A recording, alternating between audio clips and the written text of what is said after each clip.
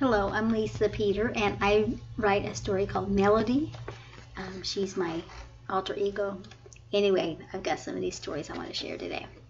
Melody was listening to the audio Bible, Book of Mark, and exactly the moment the reading was of the pitchers being filled with water, Melody was in her kitchen at the sink filling up a water pitcher to water her flowers. As the miracle was being performed of the water being turned into wine, Melody was praying that her pitcher of water be turned into flowers. She had been watering her eyesore of a weed patch. It was supposed to be flowers, but the weeds and grass seemed to be taking over. She had sown cosmos and zinnias among other various wildflowers and pollinator flowers. Some were budding and beautiful, but she needed a lot more to bud and bloom and tower over the weeds and grass. Could it happen?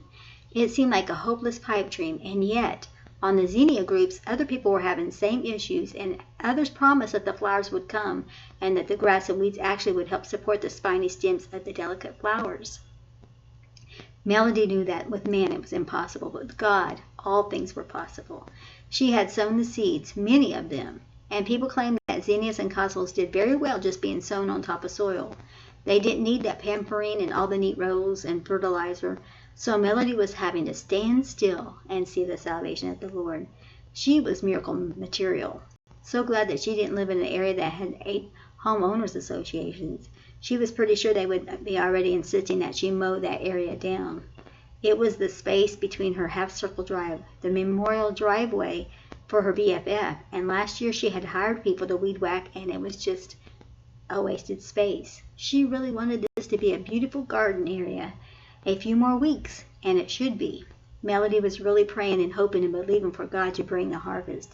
Just as she was sowing seeds out on her podcast and devotionals, these also were random and casting bread upon the waters. She knew that she might not see or know of results for a very long time, but God promised that some sow, some water, but God gets the increase. She was trusting this for both her garden and her spiritual harvest. Both. To God be the glory. Amen. The Bridge Publishing House, Lisa Peter, author. And I have several others, but I just wanted to read that one now. Thank you.